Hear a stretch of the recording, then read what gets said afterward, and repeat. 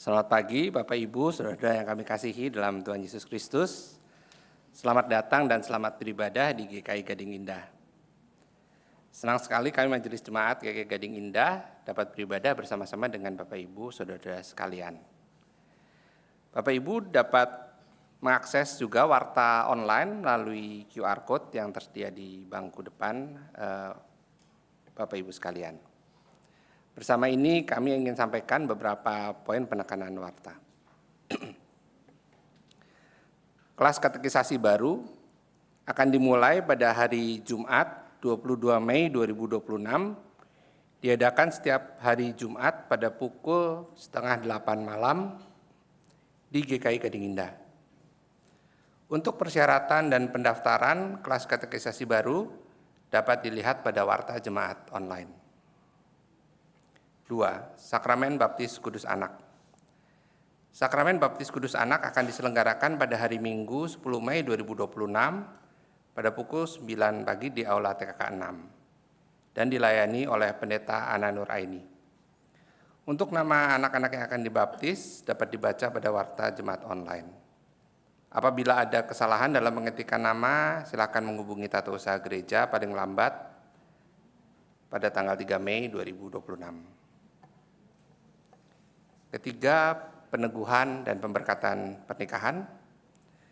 Akan dilaksanakan pemberkatan nikah gerejawi untuk Saudara Vincent Aulia, anggota GKI Gading Indah, dengan Saudari Ana Suyehao pada hari Sabtu 16 Mei 2026 pukul 9.45 waktu Toronto atau pukul 20.45 waktu WIB, dilayani oleh Leaside Presbyterian Church.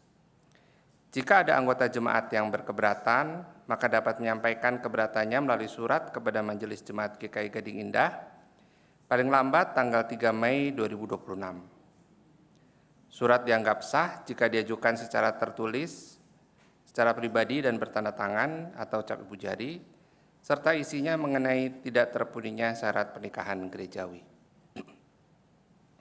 Keempat, bina aktivis. Kita diajak untuk merenungkan kembali hati kita dalam melayani. Apakah kita hanya bersedia atau sungguh-sungguh mau dibentuk?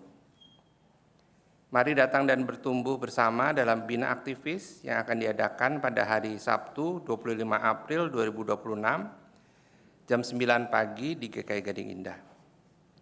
Untuk konfirmasi kehadiran dapat menghubungi Penatua Saur. Kelima, donor darah akan diselenggarakan pada hari Minggu 26 April 2026 pada pukul 8 pagi sampai 11 pagi di SDK 6 Penabur lantai 3. Jemaat dan simpatisan diundang untuk turut berpartisipasi pada donor darah ini. Untuk informasi lebih lanjut dapat dilihat pada warta jemaat online. Lapak Gading Indah atau LAGI akan kembali lagi. Program Lapak GKI Gading Indah merupakan kombinasi kegiatan jual beli retail dengan mengkombinasikan platform marketplace LAGI dengan kegiatan bazar dari dan untuk jemaat serta simpatisan GKI Gading Indah. Kegiatan ini pernah dilaksanakan pada APD Christmas Market tahun 2025 yang lalu dan akan dikembangkan di program GKI Gading Indah tahun 2026-2027 dalam kelompok kerja pemberdayaan ekonomi jemaat. Saat ini telah ada 20 member ex dari Christmas Market yang sebelumnya sebagai tenan yang telah dibekali dan hadir di platform LAGI.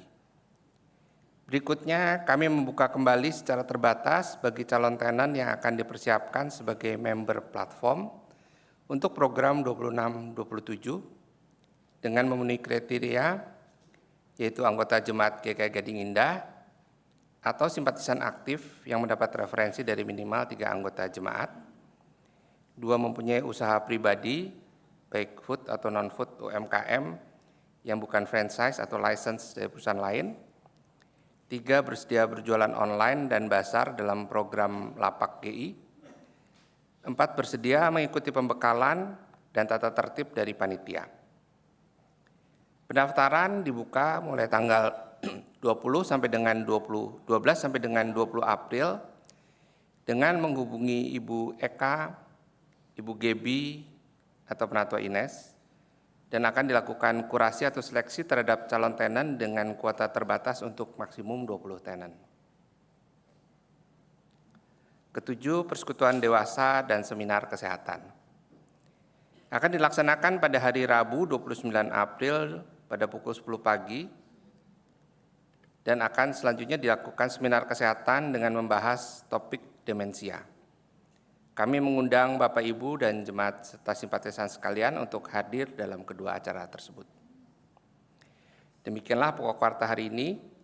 Kebaktian hari ini dengan tema disentuh firman, bertobat, diutus, akan dipimpin oleh Pendeta Setira Budi Purwoswito. Jemaat dipersilakan untuk bersatu teduh sejenak sebelum ibadah dimulai.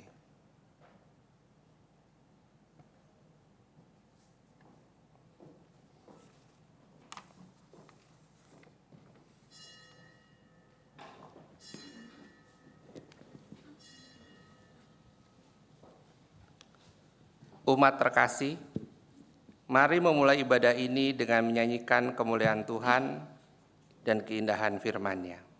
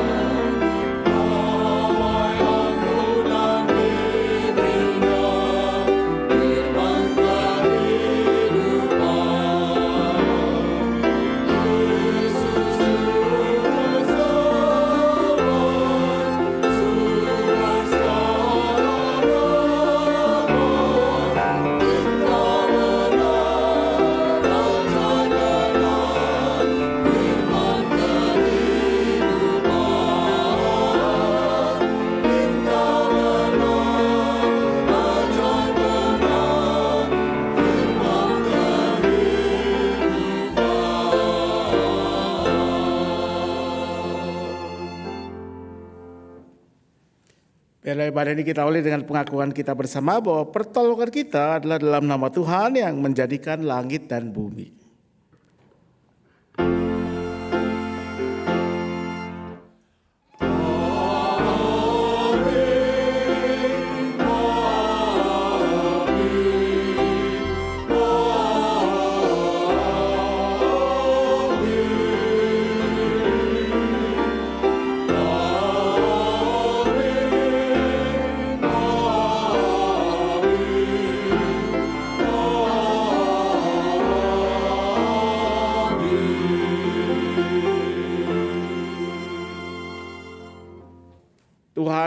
beserta saudara.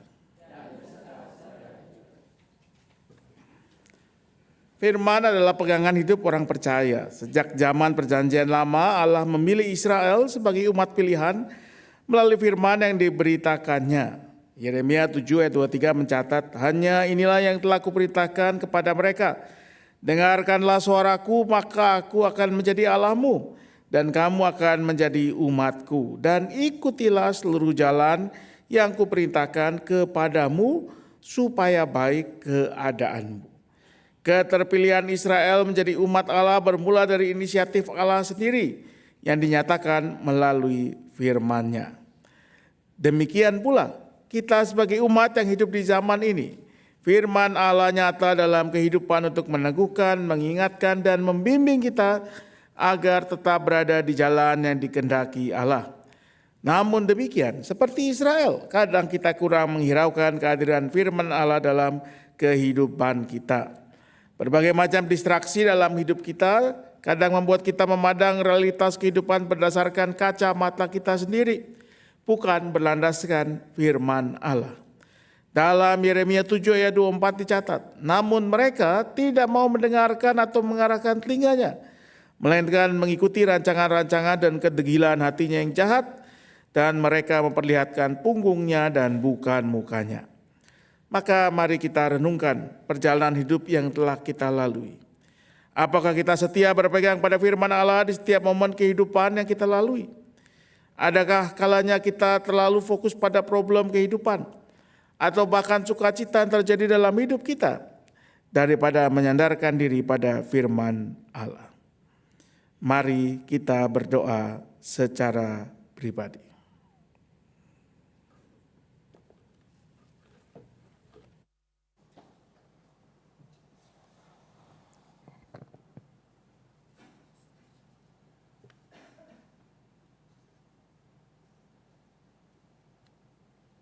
Ya Allah, kami ini manusia yang mudah memalingkan diri dari hadapan-Mu, menjalani kehidupan berdasarkan pemikiran kami sendiri, bukan firman-Mu. Ampunilah kami, ya Allah. Tolonglah kami agar dalam setiap momen kehidupan yang kami jalani, firman-Mu lah yang menjadi pandu kami. Kuatkan dan teguhkanlah kami untuk berpegang pada firman-Mu. Rengkuhlah kami dari lembah dosa kepada terang di dalam kasih-Mu. Amin.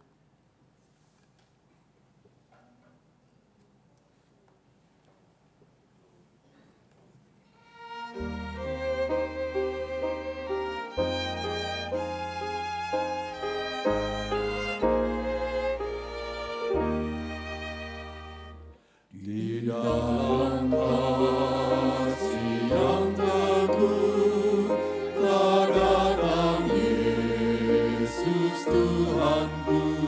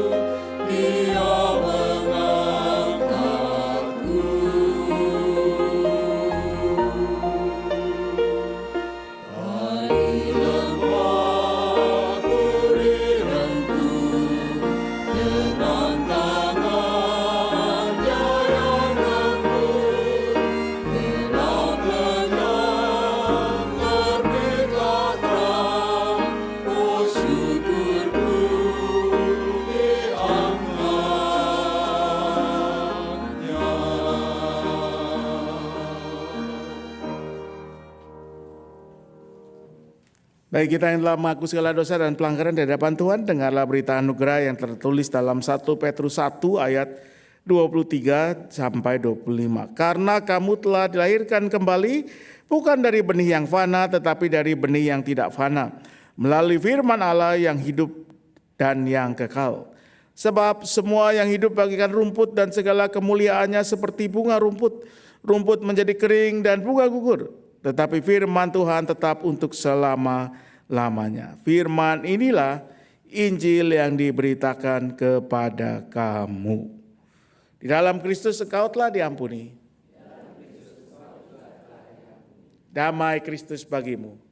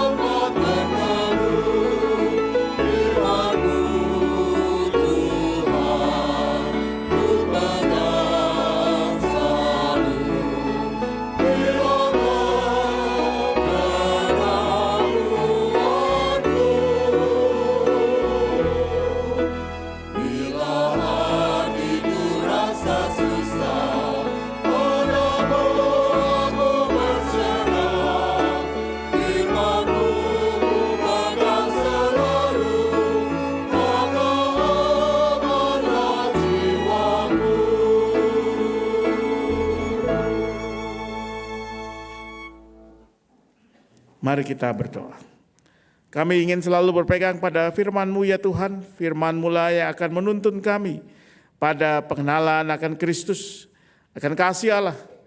Dan pagi ini kembali kami memohon hikmat anugerah Roh Kudus yang kiranya membimbing kami, agar ketika firman ini kami baca dan kami renungkan, dia tidak hanya berhenti pada pikiran kami, pada kata-kata yang terucap dan yang kami dengar, tetapi boleh menjadi firman yang hidup dan nyata dalam seluruh hidup kami. Maka berfirmanlah karena kami siap mendengarnya, dalam nama Yesus Kristus kami memohon. Amin.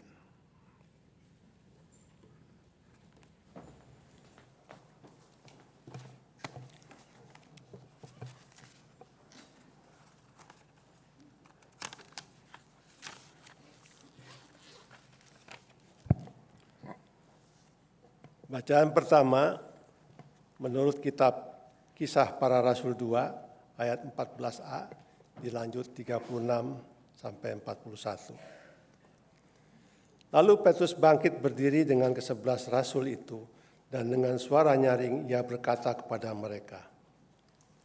Ayat 36. Jadi seluruh kaum Israel harus tahu dengan pasti bahwa Allah telah membuat Yesus yang kamu salibkan itu menjadi Tuhan dan Kristus. Ketika mereka mendengar hal itu, hati mereka tersayat. Lalu mereka bertanya kepada Petrus dan rasul-rasul yang lain, "Apa yang harus kami perbuat, saudara-saudara?" Jawab Petrus kepada mereka, "Bertobatlah dan hendaklah kamu masing-masing dibaptis dalam nama Yesus Kristus untuk pengampunan dosamu. Maka kamu akan menerima karunia, yaitu Roh Kudus. Sebab bagi kamulah janji itu, bagi anak-anakmu dan bagi semua orang yang masih jauh, sebanyak yang akan dipanggil oleh Tuhan Allah kita." Dengan banyak perkataan lain lagi, ia bersaksi dan mendesak mereka katanya, "Berilah dirimu diselamatkan dari generasi yang jahat ini." Orang-orang yang menerima perkataannya itu dibaptis. Dan pada hari itu, jumlah mereka bertambah kira-kira 3.000 jiwa. Demikianlah sabda Tuhan.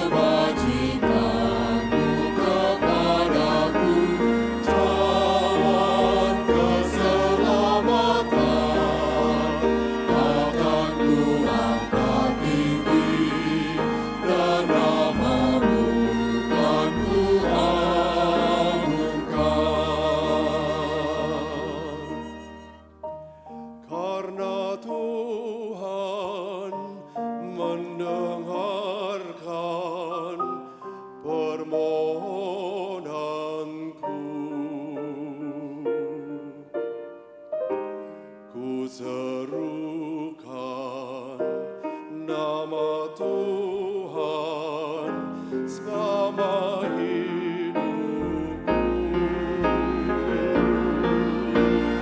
Tuhan, bagaimanakah akan ku balas semua kebajikan-Mu kepadaku. Cawan keselamatan akan ku angkat tinggi, dan nama-Mu kan ku agungkan.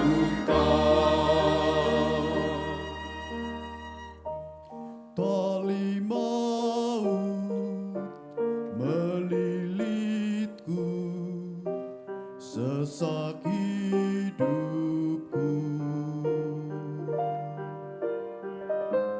Ku serukan nama Tuhan, Kau luputkanku. Tuhan, bagaimanakah akan ku balas semua kebajikan-Mu kepadaku. Cawan keselamatan akan ku angkat tinggi, dan nama-Mu kan ku agungkan. Di hadapan umat Tuhan yang menyembah-Nya, ku berjanji kan membayar semua dasarku. Tuhan, bagaimanakah akan ku balas semua kebajikan-Mu kepadaku. Cawan keselamatan akan ku angkat tinggi, dan nama-Mu kan ku agungkan. Sesungguhnya berhargalah di mata Tuhan kematian semua orang yang dikasihi-Nya. Tuhan, bagaimana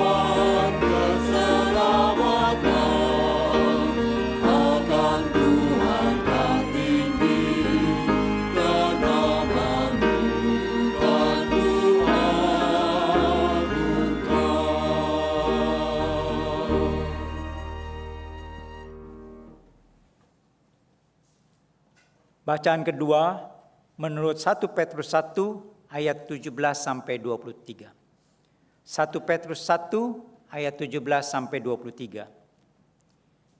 Jika kamu menyebut dia Bapa, yaitu dia yang tanpa memandang muka menghakimi semua orang menurut perbuatannya. Hendaklah kamu hidup dalam ketakutan selama kamu menumpang di dunia ini. Sebab kamu tahu bahwa kamu telah ditebus dengan cara hidupmu yang sia-sia yang kamu warisi dari nenek moyangmu. Itu bukan dengan barang yang fana, bukan pula dengan emas atau perak, melainkan dengan darah yang mahal, yaitu darah Kristus yang sama seperti darah anak domba yang tak bernoda dan tak bercacat. Ia telah dipilih sebelum dunia dijadikan, tetapi baru dinyatakan pada akhir zaman demi kamu. Melalui dialah kamu percaya kepada Allah yang telah membangkitkan dia dari antara orang mati dan memuliakannya, sehingga imanmu dan pengharapanmu tertuju kepada Allah. Karena kamu telah menyucikan dirimu dalam ketaatan kepada kebenaran, sehingga kamu dapat mengamalkan kasih persaudaraan yang tulus ikhlas, hendaklah kamu bersungguh-sungguh saling mengasihi dengan segenap hatimu. Karena kamu telah diraikan bukan dari benih yang fana, tetapi dari benih yang tidak fana. Demikianlah sabda Tuhan. Kita akan membaca dan merenungkan Injil Tuhan kita Yesus Kristus berdasarkan Injil Lukas. Lukas pasal 24 ayat 13 sampai 35. Lukas 24 ayat 13 sampai 35. Pada hari itu juga 2 orang dari murid-murid Yesus pergi ke sebuah kampung bernama Emmaus yang terletak kira-kira 11 km dari Yerusalem. Dan mereka bercakap-cakap tentang segala sesuatu yang telah terjadi. Ketika mereka sedang bercakap-cakap dan bertukar pikiran, Yesus sendiri mendekati mereka lalu berjalan bersama mereka. Namun ada sesuatu yang menghalangi mata mereka sehingga mereka tidak dapat mengenal Dia. Yesus berkata kepada mereka, "Apakah yang kamu percakapkan sementara kamu berjalan?" Lalu berhentilah mereka dengan muka muram. Seorang dari mereka namanya Kleopas menjawabnya, "Apakah engkau satu-satunya orang asing di Yerusalem yang tidak tahu apa yang terjadi di situ pada hari-hari ini?" Katanya kepada mereka, "Apakah itu?" Jawab mereka, "Apa yang terjadi dengan Yesus orang Nazaret? Dia seorang nabi yang berkuasa dalam pekerjaan dan perkataan di hadapan Allah dan seluruh bangsa kami. Namun imam-imam kepala dan pemimpin-pemimpin kami telah menyerahkan dia untuk dihukum mati dan mereka telah menyalibkannya. Padahal kami dulu mengharapkan bahwa dialah yang akan membebaskan Israel. Sementara itu sekarang sudah hari ketiga sejak semuanya itu terjadi. Namun beberapa perempuan dari kalangan kami telah mengejutkan kami. Pagi-pagi buta mereka telah pergi ke kubur dan tidak menemukan mayatnya. Lalu mereka datang dengan berita bahwa telah kelihatan kepada mereka malaikat-malaikat yang mengatakan bahwa ia hidup. Beberapa teman kami telah pergi ke kubur itu dan mendapati persis seperti yang dikatakan perempuan-perempuan itu, tetapi dia tidak mereka lihat." Lalu ia berkata kepada mereka, "Hai kamu orang bodoh, betapa lambannya hatimu untuk mempercayai segala sesuatu yang telah dikatakan para nabi. Bukankah Mesias harus menderita semuanya itu untuk masuk ke dalam kemuliaannya?" Lalu ia menjelaskan kepada mereka apa yang tertulis tentang dia dalam seluruh kitab suci, mulai dari kitab Musa dan seluruh kitab nabi-nabi. Mereka mendekati kampung yang mereka tuju, lalu ia berbuat seolah-olah hendak meneruskan perjalanannya. Namun mereka sangat mendesaknya, katanya, "Tinggallah bersama kami, sebab hari telah menjelang malam dan matahari hampir terbenam." Lalu masuklah ia untuk tinggal bersama mereka. Waktu ia duduk makan dengan mereka, ia mengambil roti, mengucap syukur, lalu memecah-mecahkannya dan memberikannya kepada mereka. Ketika itulah terbukalah mata mereka dan mereka pun mengenal dia. Tetapi ia lenyap dari tengah-tengah mereka. Kata mereka seorang kepada yang lain, "Bukankah hati kita berkobar-kobar ketika ia berbicara dengan kita di tengah jalan dan ketika ia menerangkan kitab suci kepada kita?" Lalu bangkitlah mereka dan terus kembali ke Yerusalem. Di situ mereka mendapati ke-11 rasul itu dan orang-orang yang ada bersama mereka sedang berkumpul. Kata mereka ini, sesungguhnya Tuhan telah bangkit dan telah menampakkan diri kepada Simon. Lalu kedua orang itu pun menceritakan apa yang terjadi di tengah jalan dan bagaimana mereka mengenali dia pada waktu ia memecah-mecahkan roti. Demikianlah Injil Tuhan kita Yesus Kristus. Berbahagia mereka yang mendengarkan firman Allah dan melakukannya dalam hidupnya. Haleluya.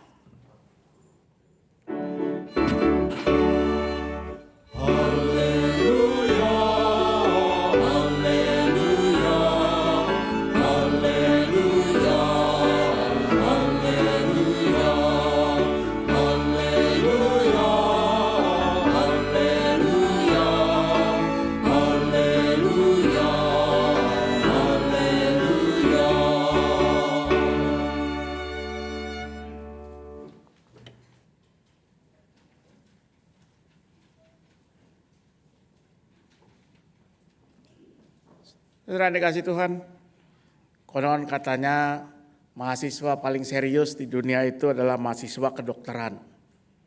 Paling susah kuliahnya, paling lama. Dokteran itu berapa tahun ya? 4+2 ya, kalau lancar. Ya. Hampir sama dengan teologi. Ya, teologi juga mirip, 4+, enggak pakai plus ya, plusnya bergantung gereja masing-masing. Nah, saya mau mulai khotbah hari ini dengan cerita tentang seorang mahasiswa kedokteran. Namanya Ernesto. Dia mahasiswa kedokteran di Universitas Buenos Aires, Argentina. Dan di semester menjelang semester terakhir, seperti biasanya mahasiswa-mahasiswa lain, sebelum dia menceburkan diri dalam membuat tugas akhir, tesis ya kalau dalam bahasa Inggris disebutnya, maka dia mau blow some steam, ya mau mengeluarkan kepusingan, mau bersenang-senang. Maka Ernesto kemudian mengajak sahabat baiknya namanya Alberto untuk melakukan, kalau kita sekarang nyebutnya road trip, jalan-jalan. Jalan-jalannya tidak dengan mobil, mereka naik motor, mereknya Norton. Saya enggak tahu merek Norton itu masih ada atau tidak, mungkin sudah tidak ada. 500 cc, besar, kecil, besar ya. Dan mereka menempuh perjalanan dari utara di Amerika Selatan, dari Argentina, turun ke bawah terus Chile, Peru, Ekuador, Kolombia, Venezuela, kira-kira 5.000 mil atau 8.000 kilo. Hampir 8 kali Pulau Jawa. Niatnya benar-benar mau senang-senang.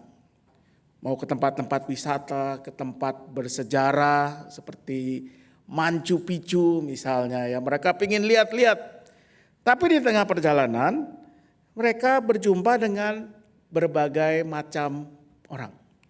Terutama mereka berjumpa dengan penduduk asli, dengan para buruh tani yang biasa disebut dalam bahasa Spanyol campesinos, orang-orang yang tidak punya tanah, harus menghamba pada para tuan tanah, miskin sepanjang hidupnya.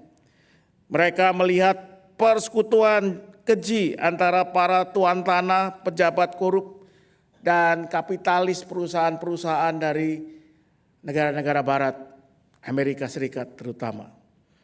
Dan seluruh perjumpaan ini pada akhirnya mengubah diri Ernesto. Selepas menyelesaikan kuliahnya, dia memilih untuk tidak melanjutkan menjadi seorang dokter yang praktek. Yang dia lakukan justru dia mengangkat senjata, masuk ke hutan-hutan, bergabung dengan kelompok-kelompok yang mau mengadakan perubahan atau pemberontakan, tergantung Anda melihatnya dari mana. Pengalamannya kemudian dibukukan dalam satu buku judulnya The Motorcycle Diaries, tahun 2004 diangkat jadi film. Jadi tadi gambar tadi gabungan itu gambar dari filmnya, ya. Aktor pemerannya ini tadi kata siapa ya di atas itu ganteng banget katanya gitu ya. Dan Ernesto ini tepatnya Ernesto Guevara de la Serna, kemudian lebih dikenal dengan nama panggilannya Che. Dia menjadi seorang pemimpin kelompok revolusioner paling terkenal di dunia. Bersama dengan Fidel Castro, mereka menggulingkan diktator Batista di Kuba dan memerdekakan Kuba. Che ini pernah datang ke Indonesia, saya lupa tahun 60 sekian, ketemu dengan Presiden Soekarno waktu itu, Bung Karno. Dan dia dikenal sebagai pejuang kemerdekaan atau teroris, lagi-lagi tergantung siapa yang bicara. Yang jelas wajahnya itu jadi ikon abadi buat mereka yang mau melawan status quo, melawan mereka-mereka yang biasa dianggap sebagai penindas. Semua itu gara-gara perjalanan yang dia tempuh 8.000 kilometer itu. Nah, bacaan Alkitab kita hari ini juga bicara tentang sebuah perjalanan. Tidak sampai 8.000 kilo, hanya 11 kilometer turun dari Yerusalem ke sebuah desa yang bernama Emmaus. 2 orang murid Yesus, seorang namanya Kleopas, seorang lagi tidak disebut namanya, menempuh perjalanan itu pada hari ketika Yesus bangkit. Dan nampaknya di tengah jalan, sambil berjalan mereka bercakap-cakap tentang segala sesuatu yang terjadi. Dan di tengah percakapan itulah tiba-tiba nimbrunglah Yesus. Ikut berjalan berdua bersama mereka, bertiga maaf. Dan dikatakan dalam bacaan kita mereka tidak mengenalinya. Ini menarik saudara dikasih Tuhan. Pernahkah kita memikirkan kenapa Yesus menemui mereka bukan di Yerusalem? Sebelum jalan di stop dulu gitu. Udah gak usah balik ke Emmaus, aku sudah bangkit. Atau sebaliknya, Yesus nunggu aja di Emmaus. Ya, mereka sedih, galau, bingung, pas sampai di Emmaus buka pintu ada Yesus, surprise gitu ya. Aku sudah bangkit gitu. Tidak, Yesus menemui mereka justru di tengah jalan. Di tengah kegalauan, kebingungan, kekecewaan, ketakutan mereka, segala macam perasaan yang campur aduk. Di tengah semua itu tiba-tiba Yesus hadir. Sekalipun mereka tidak mengenalinya. Saudara dikasih Tuhan, barangkali Tuhan mau mengingatkan kita bahwa kalau Ia mau menjumpai kita, Tuhan tidak menunggu kita ada dalam keadaan yang terbaik. Bahkan Ia tidak menuntut kita ada dalam kondisi the best kita ini. Ya, kita akan sering mengatakan, oh kita harus selalu dalam yang terbaik, the best untuk Tuhan. Tapi Tuhan sendiri menemui 2 murid ini justru ketika mereka ada dalam kebingungan, kegalauan, ketakutan. Tuhan menjumpai kita di mana kita ada sekarang. Saya suka sekali dengan kalimat yang mengatakan God is God who meets us where we are, not where we supposed to be. Tuhan adalah Tuhan yang menjumpai kita di mana kita ada, bagaimana kondisi kita ada sekarang. Bukan semestinya kita bagaimana. Tuhan tidak menunggu kita jadi sempurna, baik untuk menjumpai kita. Ia menemui kita apa adanya saat ini. Tidak ada topeng yang dapat menyembunyikan diri kita darinya. Bahkan Tuhan rindu untuk menjumpai kita pada saat-saat terberat kehidupan kita. Yang kedua, saudara. Setelah mendengar keluh kesah kedua murid itu, apa yang kemudian Yesus lakukan?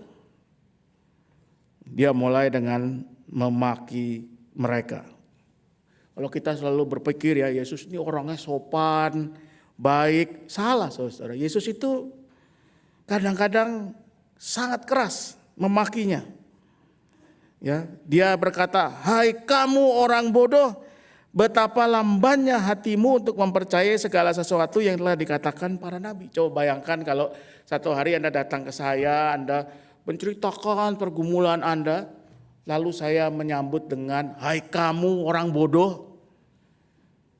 Apa tidak datang surat cinta ke majelis jemaat? Pendeta Anda kurang ajar. Tapi itu yang Yesus lakukan. Dan kedua murid ini tidak marah, tidak ngambek, tidak, "Ya udahlah sana jalan sendiri. Kami tidak mau lagi jalan denganmu." Tidak. Bahkan mereka kemudian mendengarkan bagaimana Yesus dikatakan, Ia menjelaskan kepada mereka apa yang tertulis tentang Dia dalam seluruh kitab suci, mulai dari kitab-kitab Musa dan segala kitab nabi-nabi. 11 kilo itu kira-kira kalau kita jalan kaki berapa jam? 2 jam? 2 jam, 3 jam. Karena rata-rata jalan kita itu 4 kiloan lah per jam. Tapi ini turun juga nih. 3 jam mereka jalan, Yesus memaparkan isi kitab suci.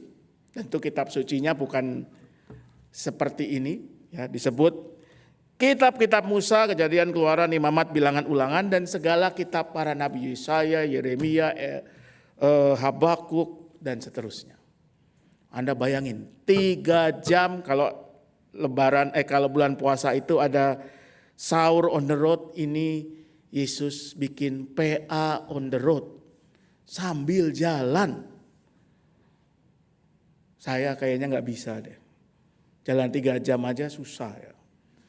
Kalau kita jalan 3 jam mungkin berhenti beli tukang gorengan dulu, cari tukang otak-otak dulu. Ini enggak saudara, jalan terus sambil Yesus ngoceh bla bla bla bla bla bla bla terus.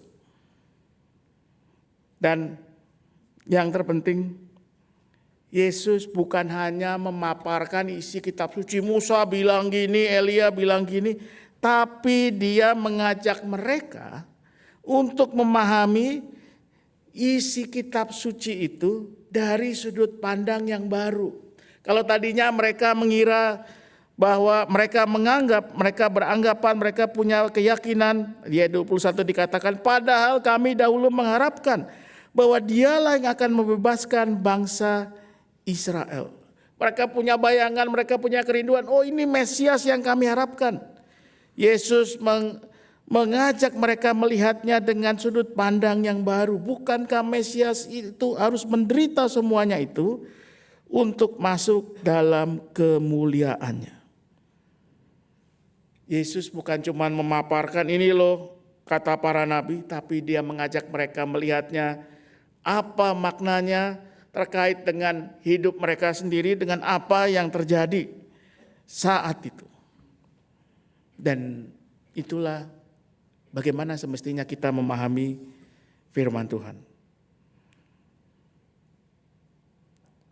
Bahwa firman Tuhan itu bukan hanya perlu kita tahu isinya, tapi kita membuka diri, memberi hati kita, ditegur, dikoreksi, dituntun, diberi arahan baru, dicerahi.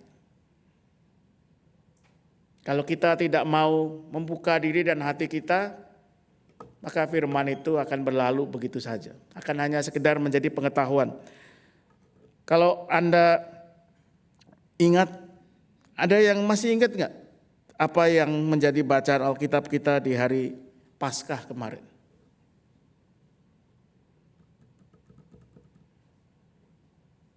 Yesus bangkit pada hari ketiga. Kalau Paskah tahun 2025 beritanya apa? Yesus bangkit pada hari ketiga juga. Mau sampai tahun 2035 teks kita akan tetap mengatakan demikian, saudara. Sama, mungkin kita mendengarkan atau membaca berita Alkitab yang sama setiap tahun. Yang paling terasa itu adalah Anda boleh catat, ingat, nanti kalau tahun baru, ayat Alkitab yang dibaca itu setiap tahun sama.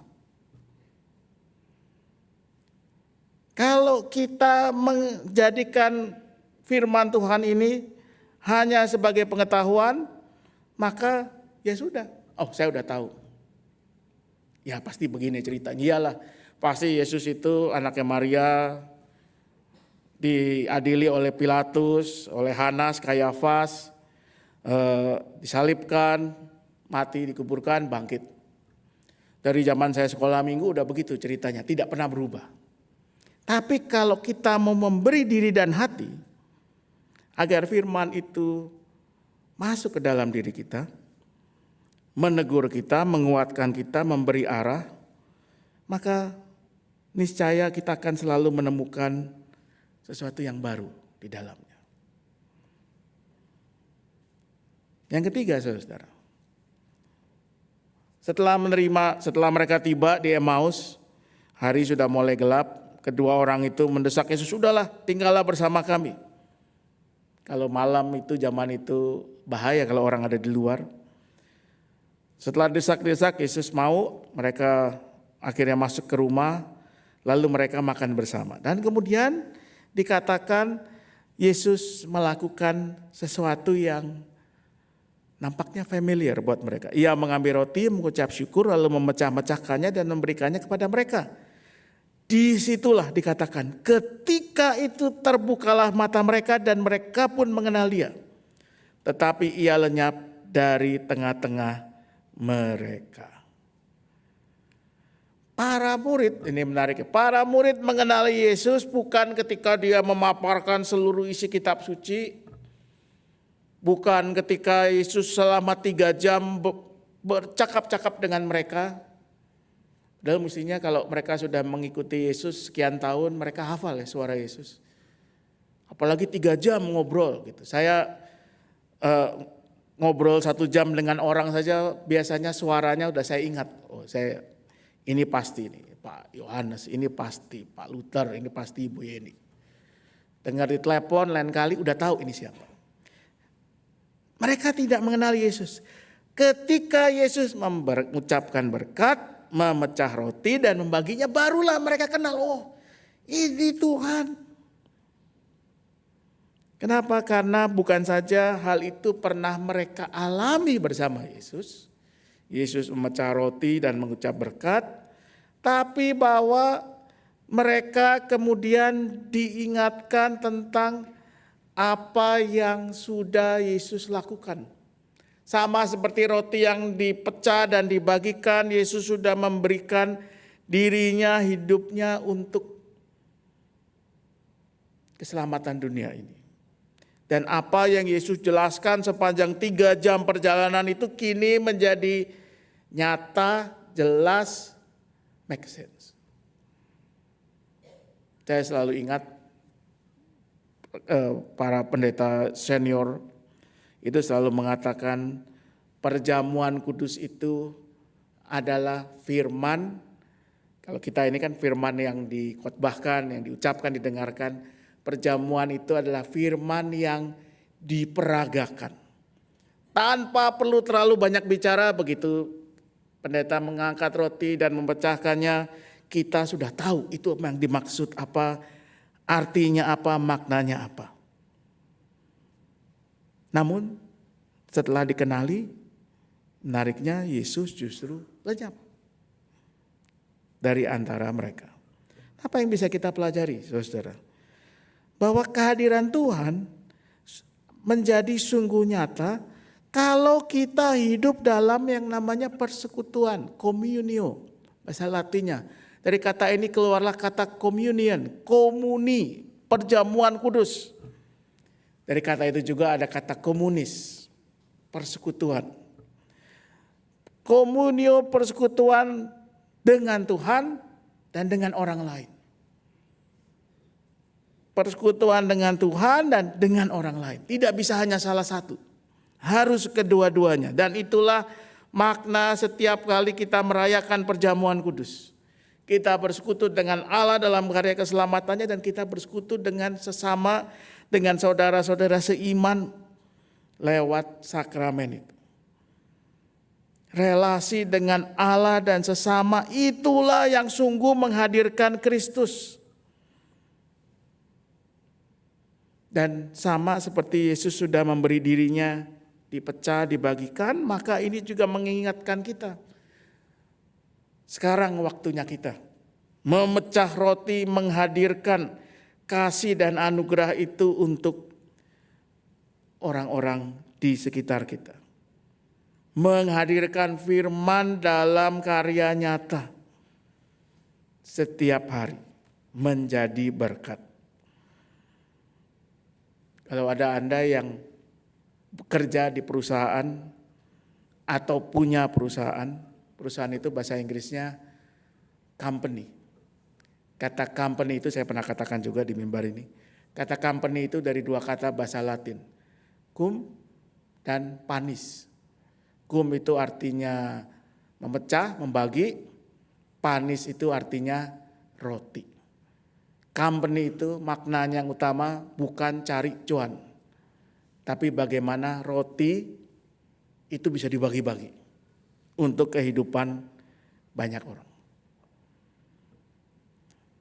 Dan yang terakhir, ketika Yesus lenyap, justru para murid, kedua murid ini yang tadinya bingung, galau, ketika memulai perjalanan itu dikatakan mereka berkata seorang kepada yang lain, bukankah hati kita berkobar-kobar ketika ia berbicara dengan kita di tengah jalan dan ketika ia menerangkan kitab suci kepada kita. Lalu dikatakan, bangkitlah mereka dan terus kembali ke Yerusalem. Mereka balik lagi, naik, menempuh perjalanan menanjak bukit itu 3 jam di tengah kegelapan malam, menempuh bahaya karena ada sesuatu yang tidak bisa mereka tahan dalam diri mereka. Sekarang juga kami harus kembali ke Yerusalem dan membagikan berita ini kepada murid-murid yang lain. Dan inilah, saudara, kalau kita mengalami perjumpaan dengan Kristus dalam perjalanan hidup kita, ketika firman-Nya bukan hanya sekedar menjadi pengetahuan di pikiran kita, di otak kita, tetapi dia menjadi firman yang mencerahi hidup kita. Sehingga kita hidup dalam persekutuan dengan Allah dan orang lain, maka kita pasti akan didorong, dipanggil untuk menjadi saksi kebangkitan Kristus kapan saja, di mana saja, dalam perjalanan hidup kita masing-masing dengan cara kita masing-masing. Apakah itu dengan orang-orang di sekitar kita, keluarga, atau orang yang tidak kita kenal, orang yang kita belum kenal sebelumnya. Tuhan adalah Tuhan yang menjumpai kita dalam perjalanan hidup kita dengan caranya sendiri. Kalau kita mau melihatnya, mengalaminya, maka kita harus bersedia mengalami kehadiran Tuhan, bahkan lewat orang yang tidak kita duga, di tempat yang tidak kita bayangkan, dengan cara yang tidak kita bayangkan juga sebelumnya. Itu artinya hidup dengan mata dan hati yang terbuka, karena dimanapun kita ada, itu bisa menjadi Emmaus kita. Ketika Ia berjalan bersama kita, mata iman kita terbuka dan mengalami anugerahnya. Kiranya kita boleh mengalaminya setiap hari. Amin.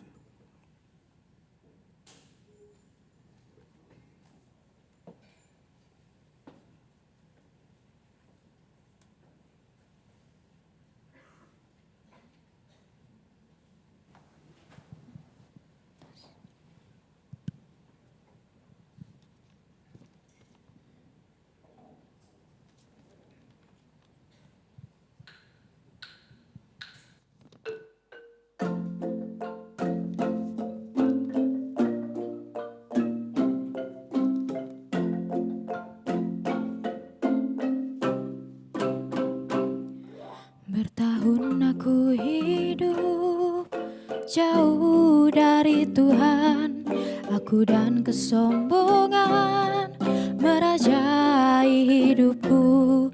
Kesempatan yang Tuhan beri semua ku abaikan, hidupku pun menjadi tak berguna.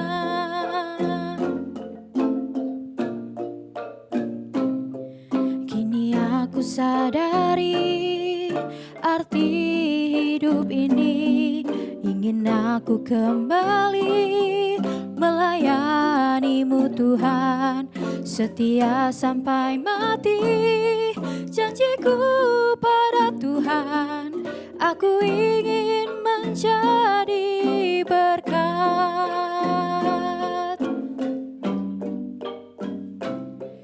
Ku serahkan hidupku dalam tangan-Mu Tuhan, ku tak mau hidup seperti dulu lagi. Ku rindu melayani, ku rindu jadi berkat. Masuklah aku dalam rencana-Mu.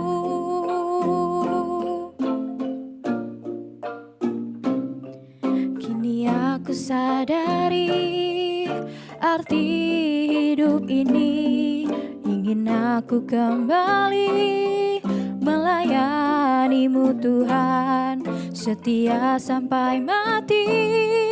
Janjiku pada Tuhan, aku ingin menjadi berkat.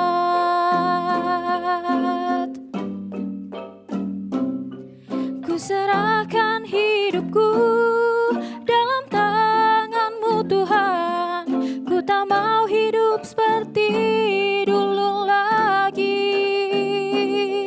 Ku rindu melayani, ku rindu jadi berkat. Masuklah aku dalam rencana-Mu. Masuklah aku dalam rencana-Mu.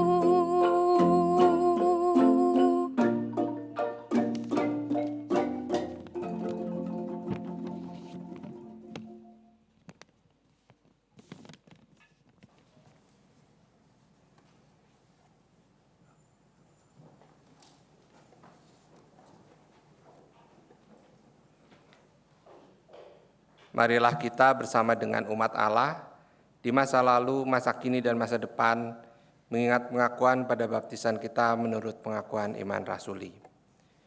Aku percaya kepada Allah, Bapa yang Maha Kuasa, Khalik langit dan bumi, dan kepada Yesus Kristus, Anak yang tunggal Tuhan kita, yang dikandung daripada Roh Kudus, lahir dari anak darah Maria, yang menderita sengsara di bawah pemerintahan Pontius Pilatus, disalibkan, mati dan dikuburkan, turun ke dalam kerajaan maut. Pada hari yang ketiga, bangkit pula dari antara orang mati, naik ke surga, duduk di sebelah kanan Allah, Bapa yang Maha Kuasa. Dan dari sana Ia akan datang untuk menghakimi orang yang hidup dan yang mati. Aku percaya pada Roh Kudus, gereja yang kudus dan am, persekutuan orang kudus, pengampunan dosa, kebangkitan orang mati, dan hidup yang kekal. Amin. Mari kita berdoa. Bapa Surgawi, kami bersyukur kepada Allah yang menjumpai kami di tengah perjalanan hidup kami. Bukan hanya ketika kami kuat, ketika kami ada dalam kondisi yang baik, tetapi terutama ketika kami dalam ketidakberdayaan, dalam kekecewaan. Engkau hadir, Engkau mengajak kami untuk melihat apa yang menjadi firman-Mu, untuk merenungkannya, untuk menarik makna darinya bagi kehidupan kami. Maka biarlah perjumpaan kami denganmu, perjumpaan itu kesempatan di mana kami boleh merenungkan makna firman-Mu, pada akhirnya menuntun kami untuk boleh menghadirkan kasih anugerah Tuhan, boleh menghadirkan berkat Tuhan untuk orang-orang di sekitar kami, berkat yang sudah kami terima sendiri. Sehingga dengan demikian mereka merasakan juga kehadiran-Mu. Kami mau berdoa di tengah berbagai pergumulan yang sedang dihadapi oleh bangsa dan negara kami. Baik itu kondisi ekonomi, kondisi kehidupan bersama, ketika mereka yang dianggap kecil, lemah seringkali dipinggirkan, dipersekusi, dibatasi haknya. Ketika kami yang semestinya menjalani hidup bersama sebagai satu keluarga besar bangsa Indonesia, ternyata masih memiliki pandangan-pandangan yang tidak tepat tentang orang lain atau mereka yang berbeda etnis, warna kulit, keyakinan, dan kami seringkali merendahkan mereka yang berbeda. Maka biarlah kami sebagai anak-anak-Mu selalu diingatkan oleh berita firman-Mu untuk menghadirkan kebenaran dan juga kasih Kristus di dalam perjalanan hidup kami. Beri hikmat kepada kami, berikan hikmat, kasih dan kekuatan bagi gereja-gereja yang mengalami berbagai tantangan akan kehadiran mereka. Biar kasih-Mu yang pada akhirnya akan menang. Kami mau berdoa untuk kehidupan juga bersama kami juga di dunia ini. Dunia yang saat ini begitu bergejolak, begitu labil. Damai, sejahtera yang dirindukan semua orang kadang terasa jauh di beberapa tempat atau wilayah.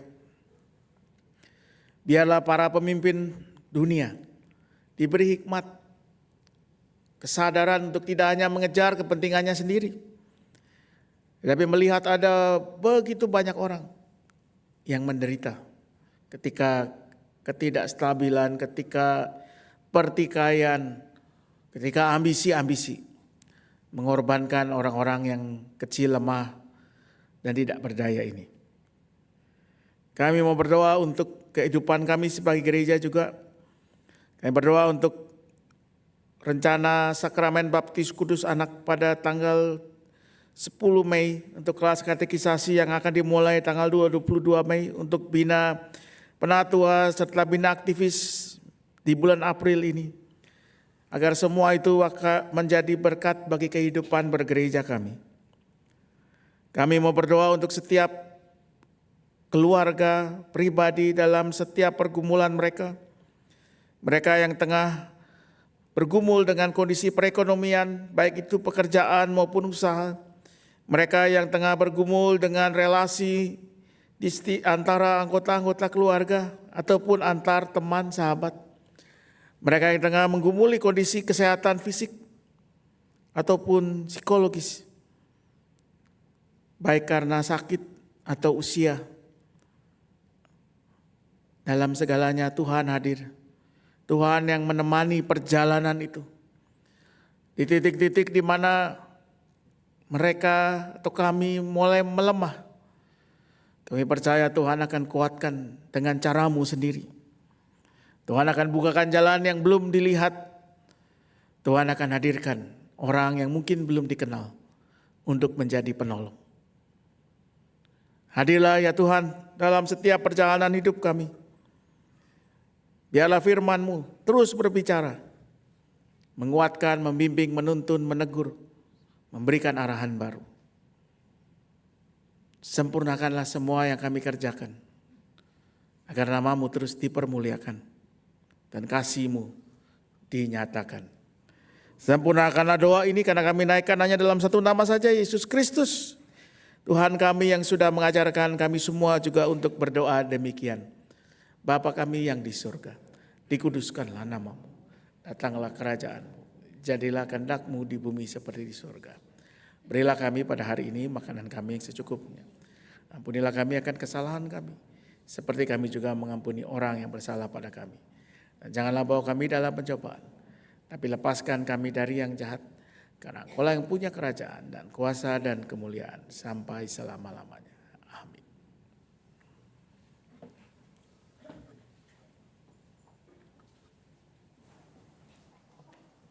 Mari kita membawa persembahan kepada Tuhan sebagai ungkapan syukur kepada Allah berdasarkan 2 Korintus 4 ayat 7 yang berkata, "Namun harta ini kami miliki dalam bejana tanah liat, supaya nyata bahwa kekuatan yang melimpah-limpah itu berasal dari Allah, bukan dari diri kami.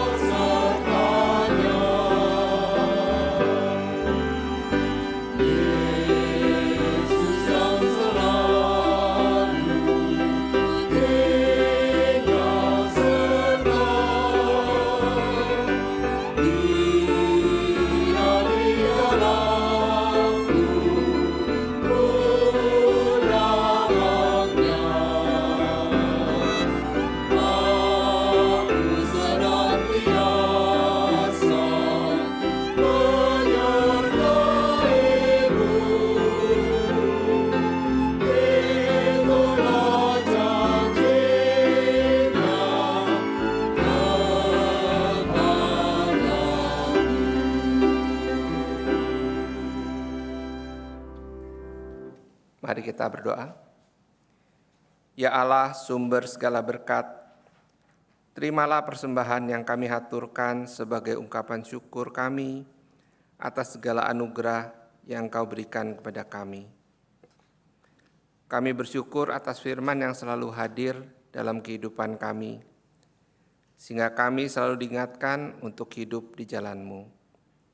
Di dalam nama Tuhan Yesus Kristus kami berdoa. Amin.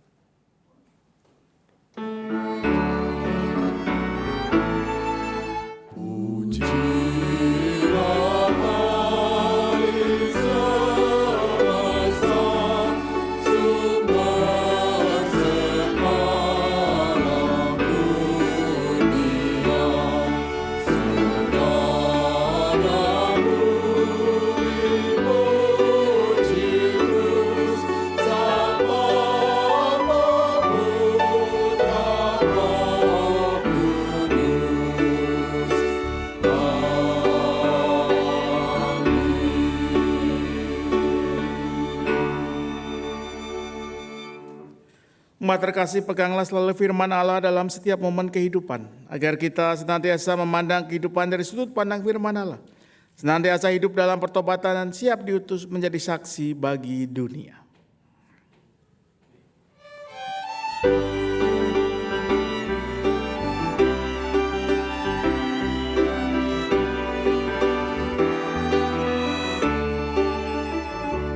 Yesus yang mati di kayu salib telah bangkit pada hari ketiga.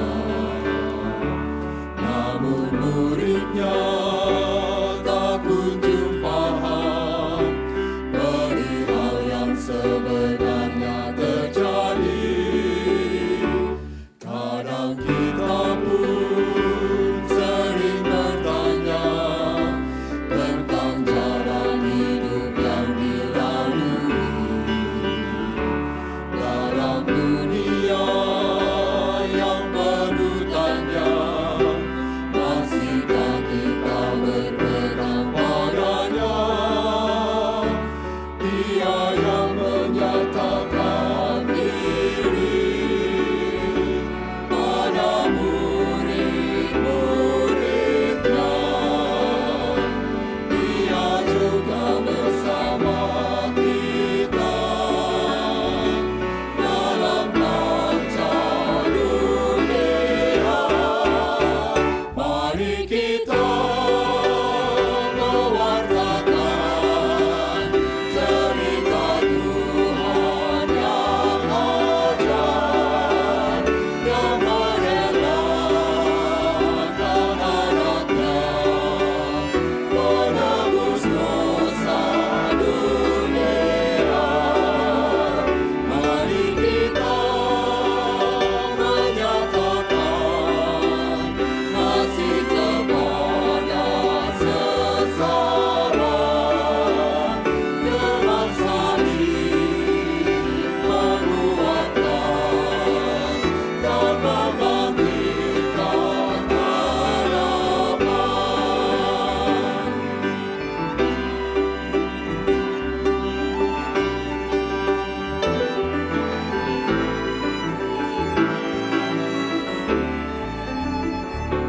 Marilah kita taat setia di dalam hikmat dan terang firman-Nya.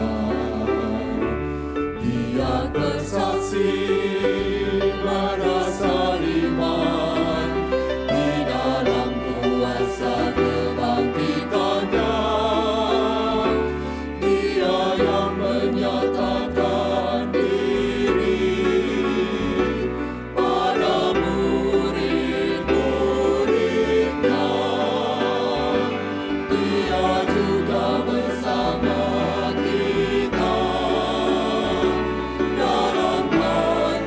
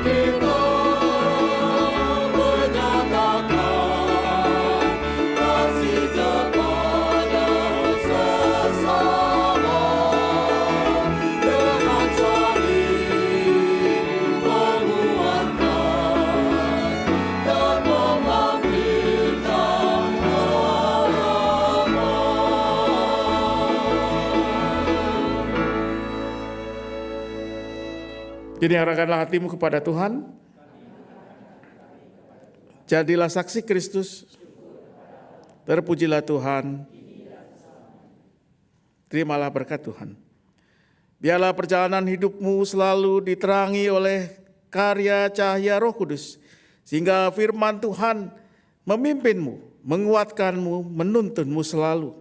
Maka biarlah kasih dari Allah Bapa, kasih Tuhan kita Yesus Kristus dan persekutuan dalam Roh Kudus besertamu kini sampai selama-lamanya. Amin.